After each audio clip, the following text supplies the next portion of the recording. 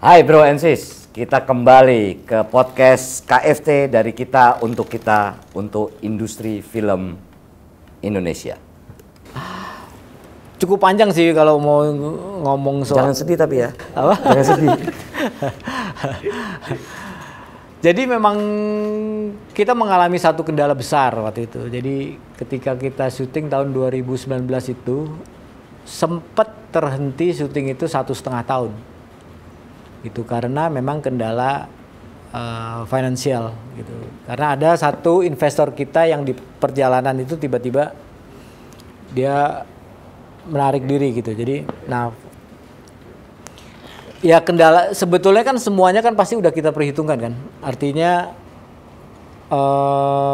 investor ini akan masuk di investor A akan masuk di tahap pre-produksi sampai dengan setengah syuting.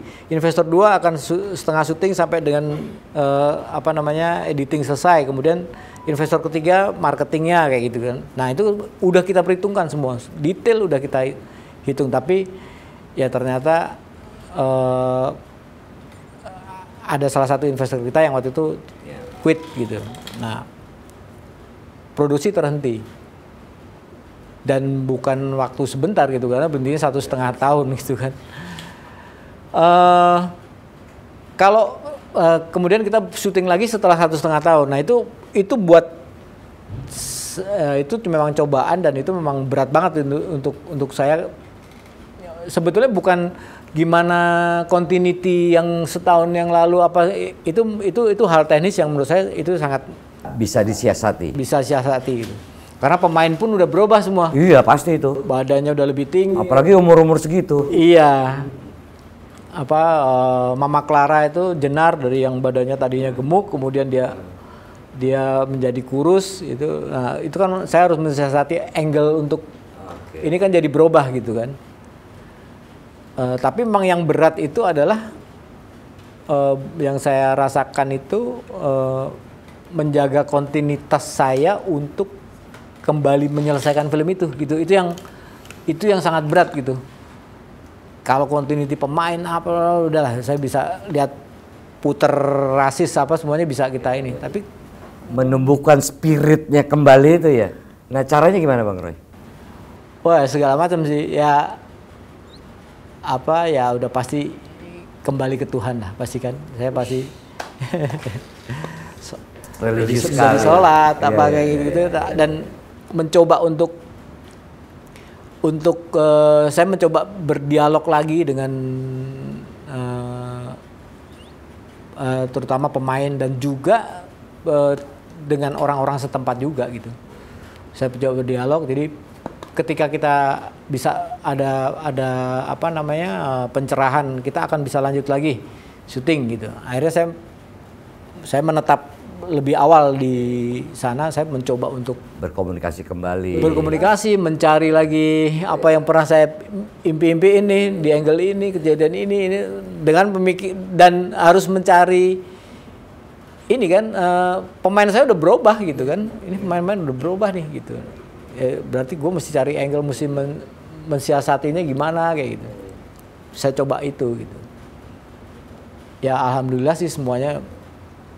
Karena memang 1,5 tahun itu bukan waktu yang sempit untuk apa ya, bukan hanya membangkitkan spirit tapi adjust mood itu loh.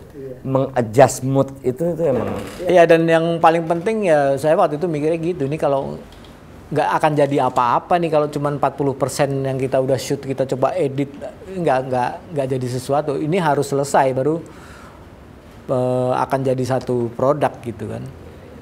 Nah itu ya ternyata itu salah satu yang harus saya lewatin gitu kan. Proses ini harus saya lewatin ternyata. Itu istilahnya kalau di dunia penyutradaraan Roy Lolang lagi dibaptis. Lagi first movie ada trouble. Nah, lo begitu lo lolos, berarti udah selesai itu. Biasanya begitu. Kalau kendala teknis support dengan budget apa segala macam memang itu udah kita perhitungkan kan. Artinya saya nggak pakai, misalnya katakan nggak pakai dolly track yang panjang atau crane atau apa yang memang kita hitung memang secara lokasi secara ini, dan di treatment saya pun saya mendekupase sebuah adegannya itu juga memang tidak perlu. Oh. Memang tidak perlu ya.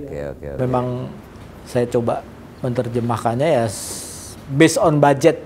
Ya nggak apa-apa, sometimes begitu. Nah Pak Soleh ini kan, ini tadi Bang Roy itu kan filmnya tahun 2018. Sekarang Pak Soleh tahun 80 awal. Itu apa sih? Ya kan tadi kita udah ngomongin soal kreatifnya, kontennya, bagaimana metafornya, angle-nya, pencahayaan. Kalau terkait dengan budget waktu itu gimana Pak? Itu kadang-kadang udah jadi pakem gitu ya. Misalnya pakemnya gini, lighting harus segini. Oke.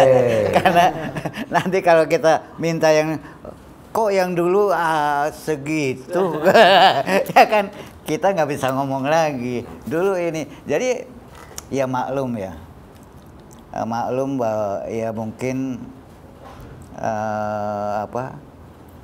pengertian pada saat itu tidak bicara kebutuhan film itu harus apa, ya. Cuman melihat ke belakang, kemarin begini, ya kan, kemarin begini. Cuman karena kemarin Cinta Sepotong Roti ya, sutradaranya ya orang sekolahan istilahnya. Mas Garin ya. Usernya juga ngerti gitu, makanya saya minta tes dulu, gitu loh. Tapi ya kadang-kadang pada saat itu peralatan cuma segitu. Kita nggak bisa lebih ya kalau soal peralatan. Kalau tadi Bung Roy udah bilang budget apa ya, itu setiap produksi mesti ada. Problem klasik.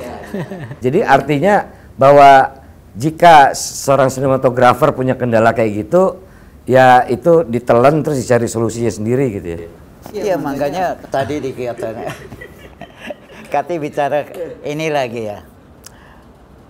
Bagaimana saya menyiasati ya. Kau syuting di luar. Ya kan? Lampu kita yang waktu itu nggak mungkin lah. Iya. Saya pakai reflektor. Saya bikin reflektor yang bisa dari jauh, bisa ini ya, yang spot ya. Ada yang saya bikin soft gitu. Ya itu salah satu cara kita untuk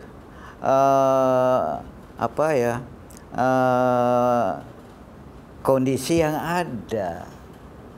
Yang ada itu bukan saja karena produser ya tidak ngerti ya. Tapi ya memang kondisi yang ada pada saat itu, peralatan yang ada cuman segitu. Jadi saya usahakan pakai reflektor ya. Jadi ya bayangin aja kalau matahari kena awan apa kan jadi problem ya enggak? Itu. Jadi ya itu akan apa ya? Mengurangi kadang-kadang ini. Itu kan kalau pakai nunggu matahari apa kan kadang-kadang kru udah lelah. Iya. Iya kan? Udah lelah. Drop. Kita maunya sih wah, gambar kita ini cuman ya mau tidak mau kita harus. Jadi artinya masalah soal apalagi di industri film kita masalah keuangan itu selalu ada. Karena industri film kita juga tidak seperti film industri di luar yang memang sudah sangat established gitu ya Bang Oe ya Pak. Tapi bagaimanapun juga sebagai manpower tetap harus berpikir bagaimana cara jalan. Yes, so must be go on. Nah, tapi gini apa namanya? Saya sedikit menambahkan. Sebetulnya itu saya bilang tadi kan ini problem klasik gitu. Tapi juga sebetulnya yang perlu digarisbawahi adalah balik lagi ke masalah senario itu. Senario ini sebuah penawaran gitu. Nah, tentunya sih harusnya kan nggak cuman kita sebagai filmmaker itu tahu, tapi juga si produser pun dia tahu dia mau bikin film ini value-nya seberapa, itu harusnya kan dia pertimbangkan juga gitu. Artinya sih kalau menurut saya sih selalu membuka dialog gitu ya.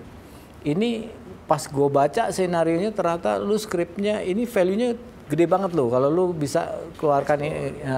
Nah, dari situlah biasanya ada menjadi satu bargaining gitu. Oh berarti gue mesti, dia berarti memang make sense gue pakai alat itu gitu. Nah balik lagi sih, kalau mungkin sih nggak ada sesuatu itu yang akan bagus itu murah dan cepat ngerjainnya atau itu nggak ada. Pasti kalau akan menjadi bagus ya pasti udah susah ngerjainnya. Ada hitung-hitungannya itu udah pasti gitu kan. That's logic. Itu logik itu. Makanya saya mencoba kalau kepentok sama hal-hal yang kayak gitu, biasanya aku coba kita dialog deh. Ini value-nya film ini nih, ini nggak main-main nih gitu. Lu cerita tentang lu harus di film ini, daripada kalau lu cuman ngirit, ya kita pasti nggak 100% mungkin bisa di ini, tapi paling nggak gue yang di scene ini gue harus dapat 80%-nya lah gitu ya. Artinya memang dari skenario itu memang mesti dibaca. Betul. Target audiens, target market bahkan mungkin ya. Target dari film itu sendiri juga ada penawaran value-nya seberapa gitu. Apakah ini karena story-nya, barangnya itu bagus, apakah ini bisa di-upgrade? Apakah production bisa support? Kalau bisa support maka dia rubah quotation. Rubah quotation. Oke, terakhir harapan dari Bang Roy dan Pak Soleh terhadap industri film Indonesia. Ini benar-benar sangat personal. Kita mulai dari Pak Soleh. Harapan Pak Soleh terhadap industri film Indonesia. Ya kalau pertanyaan disampaikan sekarang ini, saya udah sih istilahnya udah ohir ya, udah ohir. Cuman saya merasa bahwa angkatan muda kita sekarang banyak kesempatan ini.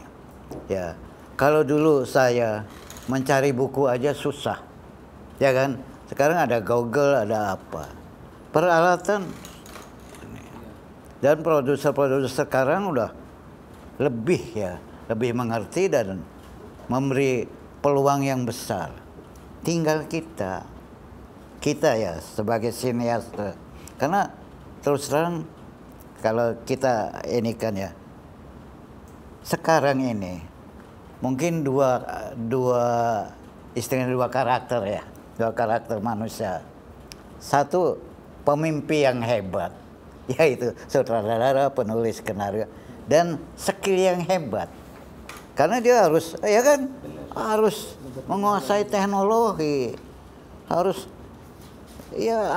bergaul dengan ini. Dulu kita sulit, sangat sulit, iya kan, cari buku aja American Cinematographer itu susah. Jadi intinya bahwa generasi sekarang udah banyak buku, banyak fasilitas. Mestinya ini lebih dari kita lah, lebih dari. Amin. Oke, sekarang Bang Roy harapannya apa? Buat film, industri film Indonesia ini akan tercatat nih sepanjang masa. Ya kalau industrinya sih pengennya bisa namanya industri itu kan dari hulu ke hilir kan ya, artinya nggak bisa. Kalau di Indonesia ini kan sebenarnya sekarang nih belum tercipta satu industri yang sehat dan benar gitu. Baru produksinya aja yang banyak gitu kan. Kerjaannya banyak tapi sebagai sebuah industri itu belum bisa mensejahterakan keseluruhan SDM-nya. SDM dan semuanya lah gitu kan, dari hulu ke hilir seperti saya bilang tadi. Nah, sebetulnya ada satu momen rangkaian yang harus kita juga perhatikan, itu adalah dari kita stakeholder di perfilman ini. Tentunya kita juga selain bercita-cita pengen mengembangkan industri ini menjadi baik, kita pun juga sebagai stakeholder harus menciptakan iklim dan menciptakan keilmuan kita masing-masing ini juga menjadi plus gitu. Di dunia sinematografer itu di Indonesia ini kita udah membentuk ICS, kebetulan Pak Soleh juga pembina kita gitu. Kita asosiasi ini bukan serikat pekerja gitu di ICS, di sinematografer. Tapi ini adalah tempat kita menggali lebih ke ilmu pengetahuan gitu. Jadi kita belajar belajar tentang gimana sinematografi yang benar, gimana industri di luar seperti apa, dan kita mencoba mengasah itu terus. Nah, kalau menurut saya, kalau dari semua stakeholder ini melakukan hal yang sama, mungkin dari asosiasi penyutradaraan, editing dan semuanya lah gitu, melakukan hal yang sama, itu udah pasti kita mungkin akan ketemu satu signature gitu, satu tanda tangan tentang film Indonesia gitu. Jadi mungkin itu akan ketemu ke sana gitu. Dan mungkin juga ya, aku bicaranya mungkin karena memang belum terjadi ya. Jadi mungkin itu akan menyehatkan industri kita juga. Gitu. Industri yang dalam arti yang sebenarnya ya. Artinya kompetensi sama, setara, maka baru kita melakukan konvensi, baru kita bicara dengan satu level yang sama, maka kita bisa membuat industri ini jadi sehat gitu ya. Iya. Dan karakter film Indonesia jadi lebih jelas. Oh ini, oh itu gitu ya. Makasih. Ya, sama-sama. Makasih. So, kita ketemu di segmen berikutnya di dalam podcast KFT dari kita, untuk industri film Indonesia.